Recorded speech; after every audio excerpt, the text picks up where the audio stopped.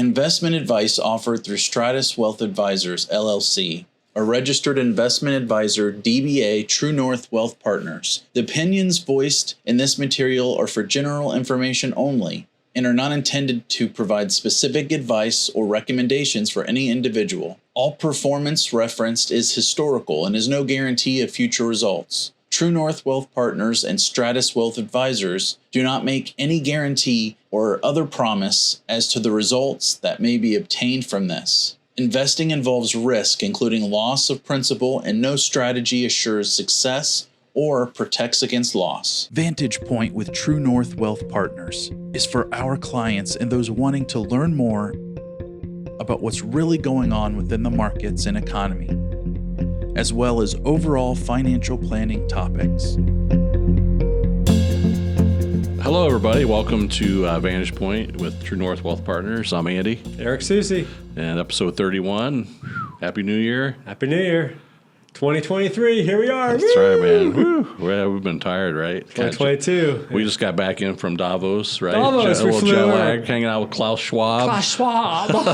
Our corporate Learjet, burning fuel. Oh, 116 billionaires out there with that Greta lady. Oh, and how about Manchi down there in West Virginia? Dude, you're done. Bye-bye. He's trying to get his funding for a presidential run, but sorry, it's not going to work. Oh, boy. I know. We just went over the top. Anyhow. Here we are. So how's it going? Good Good. Christmas? Happy snow time, finally. More snow came. Yeah. Shoveled out, fired up that snowblower. You did good? Yeah, I just bought a snowblower from my neighbor. Nice. Yeah, it's great. I hurt my back though, not doing that. Yeah. Just so much. But it's been it's been nice. Fire that thing up, and I'm just like, yeah. Yeah. But now I feel bad because I don't know. Like, so I do my driveway, and I always do like my neighbors' walkways. But then it's like, am I supposed to like do more? Yeah. Like, is there? Why are my neighbors like? Is gonna do my driveway? Dude, 10 years ago, I used to do a whole bunch of houses. I was getting too old, so I don't do that anymore. So yeah, that's funny. Our neighbor and I would just like wave, like, okay, who's doing what? Yeah. So I get my young son out. Hey, go out and make some money. Yeah, easy way to make money. Yeah. So my girl, we did some snowmen, so it was fun yesterday. Had a little fun there, and got to ski school. So Sophie's doing that at school. So we are off tomorrow, Tuesday. She's doing her ski school class, the first time. Oh, good. So she's enjoying it though. So it's all good. All right. Brings back to good old days. Mine was in ski club. Oh boy. I know. Well, good. So got a good start to the year so far in the stock market, right? Nasdaq's up. Yeah, unfortunately, it's not going to last, folks. Yeah. Sorry. We're going to enjoy it while we have it, but strap in. More volatility coming. A little upswing, so we'll take it. We'll take it. Got some, yeah. So what's, a lot of, of course, this time of year, right, all the economists kind of come out of the woodwork with their projections or predictions for the year. And of course, they're all over the place. Everybody's trying to it's like, if you're moderate, kind of right where, you don't get talked about, right? So it's like it's like everything else now. You have to the extremes. Set yourself apart in some ways, yeah. So what, there's a low extreme at 3,200 in the S&P. Yeah. And our friend Tom Lee, wink, wink, on CNBC, what's his? Like 4,900? It's kind of like 20% or more than that, probably in the S&P. So that'd be great, but probably, yeah. So the theme for this year, Andy and I have discussed and others, is the tale of two halves. So this year will be the tale of two halves is what we predict. So yes, a nice little quick start to the year. Fortunately, reverse engines, we're going to go a little lower. So they had a little buffer. That's good. So when it goes negative, you won't cry as much when you see your statements. But again, challenging first half, back half should be a lot better. Yeah. So also two more rate increases. So February be a rate increase. Some are calling for 50. I doubt it's probably gonna be 25. Yep. And then another 25 in March. Yeah, the next meeting. Hopefully that's it.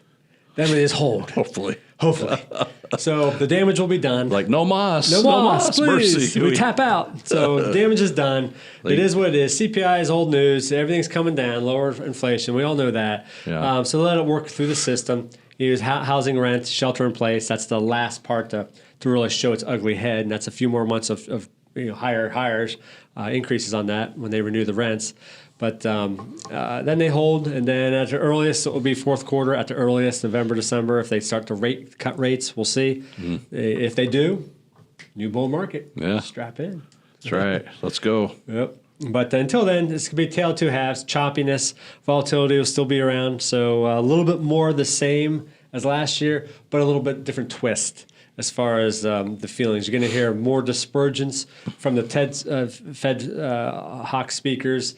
Some are going to want to increase. Other ones no, cut. So that dispersion is going to go wider, and a lot of different people are just going to be talking more. So a lot more noise, unfortunately. So we have to have clarity. And all of our information that we track and follow, again, pretty much say the same things. Well, a lot of things are down. Companies laying off. Oh, yeah. A lot of tech companies, local companies. That's part of it. That's stage 3. Then stage 4 is once you see the wage inflation finally, it's coming down, but it hasn't come down yet enough. So you want those unemployment numbers to go higher. You want wage inflation to go lower. And then you'll get that caress bottomness and off to the races there. Any news on any other openings or anything else? Yeah, well, I was just looking today, looking at last week. So, with the mortgage rates and, actually have come down a little bit. Yeah. Housing's down, but 6.15 is the average 30-year fixed rate mortgage. Yes. As we head into, I know we're in the winter, but, who knows what gas prices are going to look. But last week, the average nationwide was $3.31 a gallon. Good. Yep. So, and then, of course, GDP, which was good, which fourth quarter estimating 3.5, which again is going to be good, but rearview mirror stuff. Rearview mirror doesn't matter. So our guys, even First Trust, Brian Westbury, and then Hedge Eye, and other folks we follow for our research partnership. So it's first quarter, second quarter. That's all we're really focusing on. So even though when that information comes out on Thursday, it'll be good news, but it's really the first quarter, second quarter. Of this year, 2023, which will be negative. So projected negative, almost minus 3%, 2.75. First quarter negative GDP could be higher to close to 3%. And then second quarter GDP, 2023, 1.75 at this stage of the game. Yeah. So negative. Yeah. So both first two, it's like last year. First quarters of last year, Q1, Q2 were negative, and then in the back half were positive. So for a blah of a year. Same thing here. First 2 quarters will be negative. Back half 2 quarters should be positive. So, interesting. But this feels more like a recession than last year. Yeah. I mean, it's taken. I got a chart on that which will hit. So we're into it, folks. Hasn't been identified technically, but this is a recession. We're long into it. So when they categorize it, it started last year, which is what we've been saying all along. So that's the good news. So we're getting there. We're getting through it. Let's see the light. And then just wrapping off last year, so just local companies, we have a lot of folks, clients, different firms, Advanced Drainage, down 40%. Let's see, a bright spot was AEP, up 6.7. Bath Body Works, got clients there, minus 40%. Cardinal Health, yay, finally Cardinal came off the flat line, up 49%. Let's see, Designer Brands, the old DSW, down 31%. Express down 67%. Huntington only down 8.6. Let's see. Lancaster Colony up 19%. MI Homes down 26 almost. Rocky Brands down 40. Scott's Miracle down 70%. Upstart down 91. Victoria's Secret's down 35. Winnie's down only 5. Worthington Industries down only 9. So that just gives you. It's funny. The ones that were down the worst last year are now ahead. Ahead. So that's sort of the laggards, and it does happen. Sure. Things we're a little concerned about overall, just commercial real estate. So there's about 1.92 million square feet of sublease space available in 67 office sites across the region. In Columbus, according to CBRE.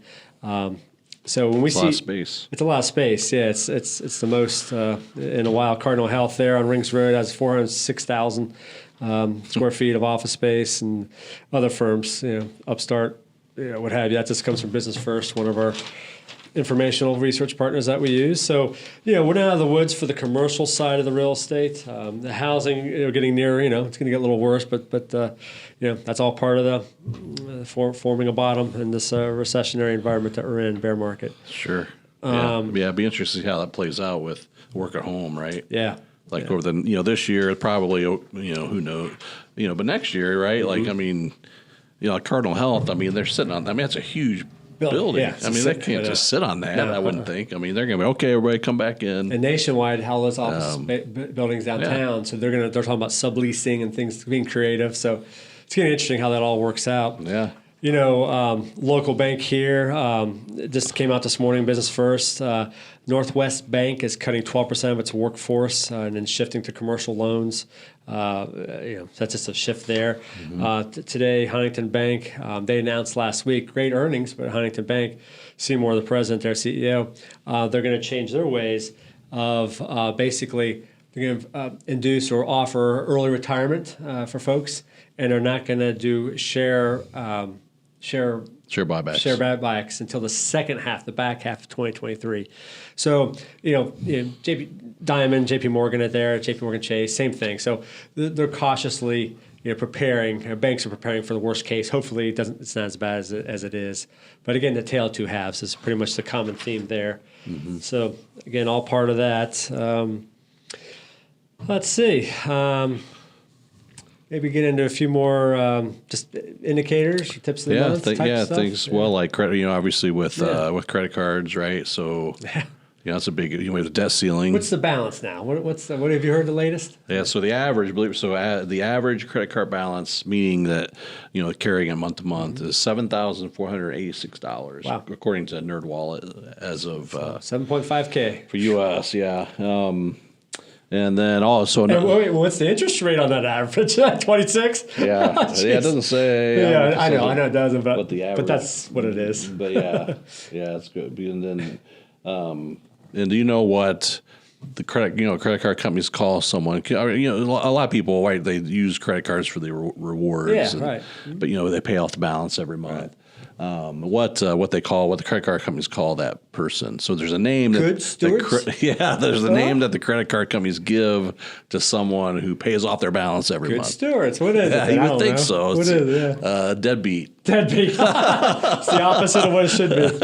Yeah. You just see them in their boardroom. Oh, those deadbeats. We're paying off all these rewards, and they're paying off their balances. They want people to have debt. That's how they make their money. So, I hear you. Yeah. So speaking of debt, we have the debt ceiling, right? Debt Battle ceiling. kind of coming up here. So that's been in the news lately. Yes. Yeah. To where our government, we just can't seem to get a balanced budget, right? Yeah. And so it's just so it's a little bit more painful this time, right? With interest rates have gone up, right? So what does that mean? Yes. It's more expensive. To service the debt.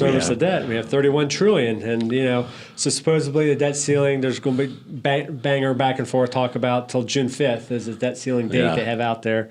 So we have that in the news, which will cause a lot more volatility, uncertainty, things of that nature. Remember when the was it Moody's or someone lowered our rating agency lowered the dollar, the Treasury? We could have that again, but stock market didn't like that. No, but a couple weeks, right? So just expect all that to occur. This comes from Hedgeye as well on that earnings forecast. So right now we're 10% into the fourth quarter earnings that are announced, started last week into this week. So we're 10% into that, and it's negative 4.5%. So negative corporate earnings are minus 4.5% for Q4 of 2022. But the upshot's this: just wait until Q1, Q2. It's going to be they're predicting a lot worse than that, a lot more negativity. Yeah. We talked about the GDP again. And the debt ceiling as well. So, there's a lot out there. And then the war and everything else, and the interest that we're going to pay on that. So, it's not good. And that's why you have to get the money supply, all that M2's printing. At least it's stopped for now. Yeah. But you have to, this is the ramifications for doing all that. Yeah, I wonder if Jerome Powell ever gets in the mail at the Treasury, consolidate your debt. Like from the marketing departments from all these firms. Hey, you can roll over your debt, or consolidate it. What a mess. I hear you. Yep. So, Yeah, so I guess there's a lot of, again, European recessions, yes, but mild. There's Vanguard saying 98% chance of a European recession.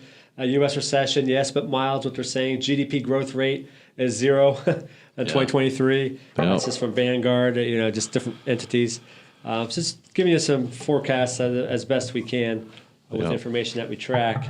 Yep, and then I guess too, to end last year too, there was some good news with the whatever they call it, the omnibus bill. Yes. Where they, instead of working, they porked it all out together. They create this mass. Well, part of that was Secure Act 2.0. Yes, that's which right. We've been monitoring, and we're still kind of diving into. There's a lot to it. But what are some highlights into there? that? So part of that is like the required minimum distribution, which during during COVID, Secure Act 1.0, they raised to 72. Now it's going to be 73. Right. And then eventually getting to 75. Correct. And then also, so contributions, 401k contributions, they increased the limit to 22,500 with the 7,500 catch up after age 50. And then IRA accounts, it is now 6,500. 6,500, with 1,000 catch up. So provision in there. So they bumped those it over 50. Right? Yeah, so they bumped it $500. That's great. And then there's some other details. If you have a 401 and you're putting money into the Roth portion of the 401k, it used to be that the employer could only contribute in the pre-tax side of the plan. Well, now they can actually go into the Roth directly, which is great. That's good news. Yeah, good news for workers. So some good things in there. Yeah, there's some good things. So so we'll have some more on that. Yeah, we'll cover a little bit, unpack that a little bit more next month in our episode. Plus, we're going to have a guest speaker too, more Social Security analysis and just guides and things of that nature. Gentleman from Nationwide will be with us, one of our strategic partners too, and it's part of a couple series we're going to do. And then in May he'll be back to talk about Medicare. Just bringing out some new information, try to make it as relevant as possible and educational. A couple other little things too. I know we Japan. So some tips of the month. So Japan, they hiked their baby bonus. So on tips of the month here, $3,800 in April 2023. Japan is going to give every parent who has a child, regardless of income.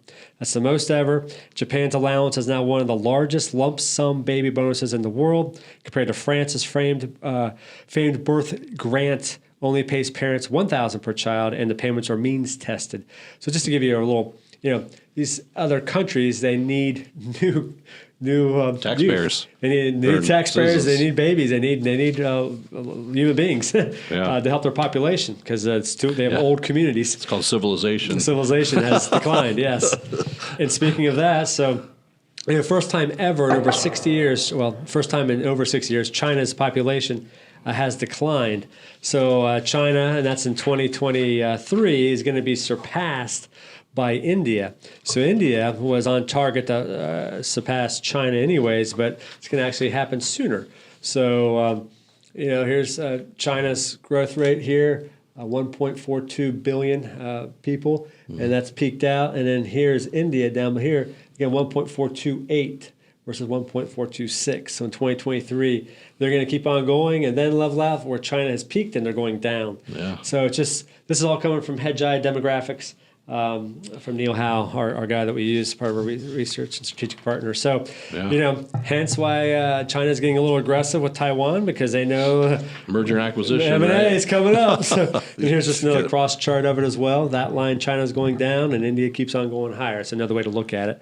So I just wanted to point that out. Yeah, because China had that. Remember, they had that one-child policy for years or so. Decades. It was like, so it was like if.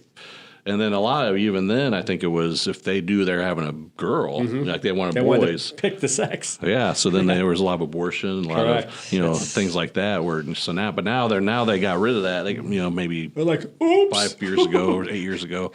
So they're trying to increase their population. This is interesting too. This is a visual capitalist. This is just a visual chart that we like to use. But global economy. So there's out of 192 countries that are out there that support the global economy, there's 5. These top 5 represent half of the global economy. So number 1 is U.S. Number 2 is China. Number 3 is Japan. Number 4 is Germany, and number 5 is India. So interesting how India is 3.5 trillion, and they're going to surpass China as far as population this year. And China, which is number 2 for the United States, they're at 18.3 trillion. And the United States is 25 trillion. So 25 trillion United States, then China at 18.3. I'm going to jump down to the 5th place, India at 3.5. But interesting how it all, so that's the top half, and then you can see the lower half. But, that just shows there's a lot of tension going on and abroad because it's a lot of action. Another tips of the month is the IRS released their standard mileage rate for business expenses. So business use of auto is 65.5 cents for 2023. That's up from 62.5 cents last year. So 62.5 was last year's business write-off for expense for your auto mileage, and now it's going to be 65.5 cents. So that just came out from the IRS on that. And then, economic indicators, just another little visual capitalist part here, but just things are slowing down in general. So these are leading economic indicators, and even today I think I heard on CNBC, just, ISM and manufacturers rate, they're all negative sub 50 and they're lower. So a lot of challenges. You can hear the wheels. Emergency brake stop. That's part of the intention of what they're trying to do is slow things down to get control of inflation, which they have. Yeah. It's just you have to just let it play through the process. So tail two halves. Anything else before we get into the charts and end that I don't think so. Okay. A little fast. We covered a lot there, but all right, folks, you've seen the drill here, but good charts, good information. So S&P, the forward PE, price to earning ratio for the S&P is now 17.4. So again, the average is 15.5. It was a lot lower earlier this year, late last year, earlier this year, but now it's back up to 17.4. But obviously, if it comes down, that means that things get or cheaper in the stock market, and then hence help you get the takeoff for the new bull market later on this year.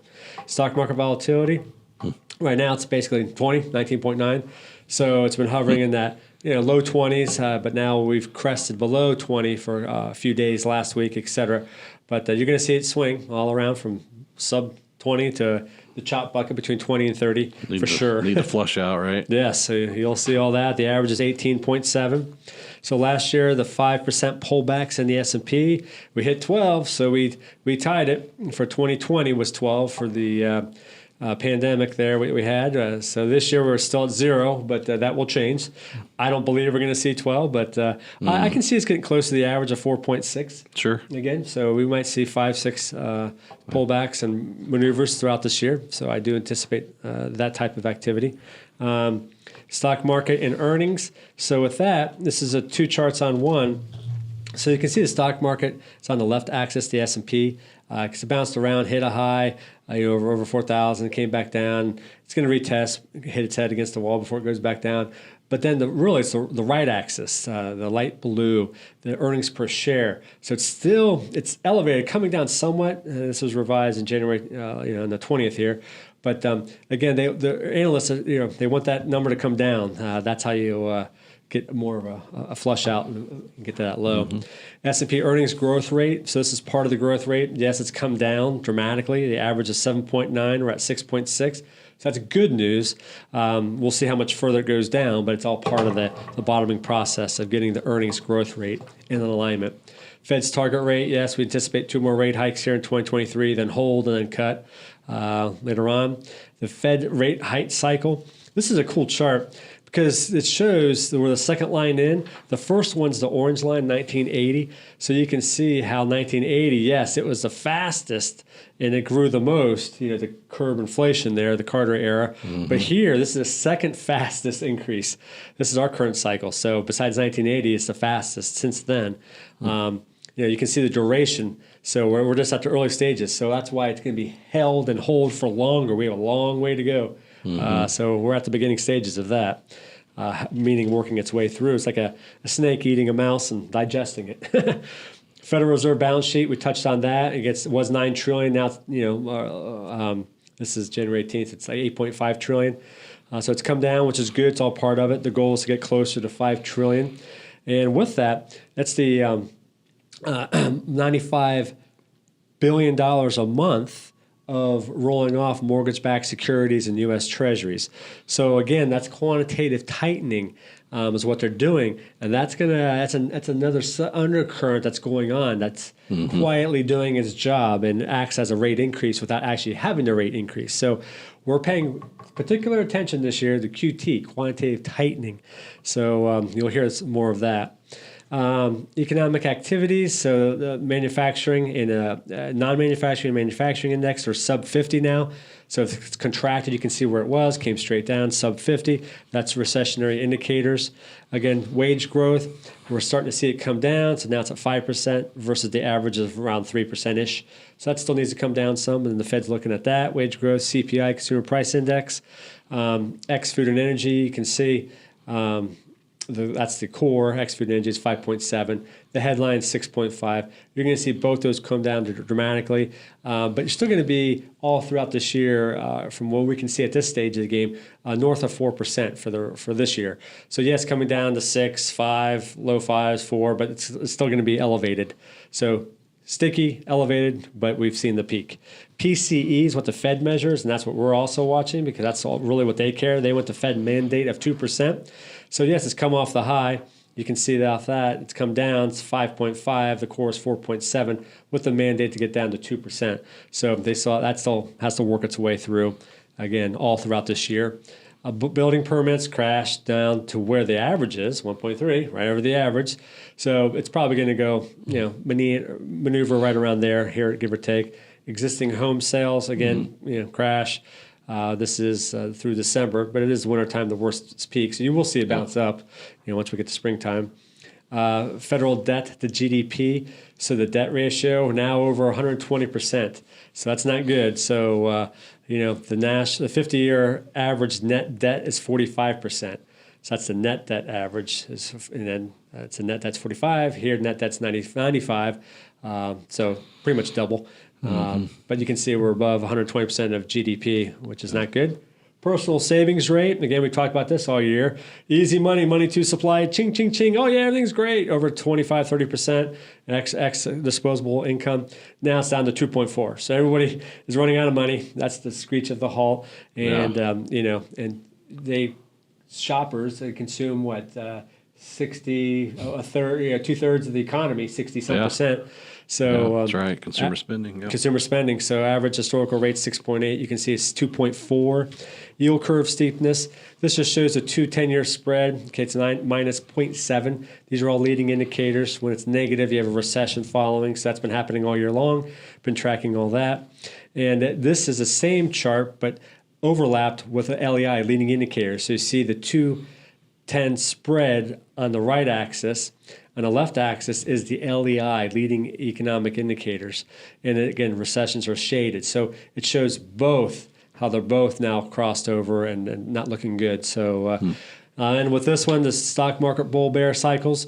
Good news is this, we're a year into it. Woohoo! Finally. So, yes, the worst low point so far was last year, minus 25% in the S&P. So we're in that, orangest stage, what have you, bull market. The bear market there, sorry about that. But yes, you have, it lasts a few years, but hopefully we're going to get closer through it through summertime-ish, and then we'll start to pick up and take off again off that. So a lot of charts there. I know we covered a lot. Happy New Year. I know we've tweaked the portfolios and we'll continue to tweak some more. So the full war balance, I know Eric has done some, Andy and myself. I'm finishing mine up here by the end of January, so you'll see all that going through. But still conservative tilt, took a little bit of risk off still. And then, we all anticipate another rebalance later on when we see, again, you want to front run the economy as best you can. But we'll anticipate another rebalance summertime-ish, give or take. That's as of today. And we'll go from there. So reach out to us if you have any questions. We appreciate our relationship with you. And again, hopefully you find these valuable information, and we try to communicate as best we can. And hit that subscribe button. And we'll see you next month with our guest speaker. All right. See everybody. You can reach this episode on our website at mytruenorthwp.com, by other podcast venue sites, or by calling us at 614-929-27 2715. Also, feel free to share this episode with friends and family and sign up for our weekly email market updates via our website. Special thanks to our producer Nathan, as we will be producing these episodes on a monthly basis. Investment advice offered through Stratus Wealth Advisors, LLC, a registered investment advisor, DBA True North Wealth Partners. The opinions voiced in this material are for general information only and are not intended to provide specific advice or recommendations for any individual. All performance referenced is historical and is no guarantee of future results. True North Wealth Partners and Stratus Wealth Advisors do not make any guarantee or other promise as to the results that may be obtained from this. Investing involves risk, including loss of principal, and no strategy assures success or protects against loss.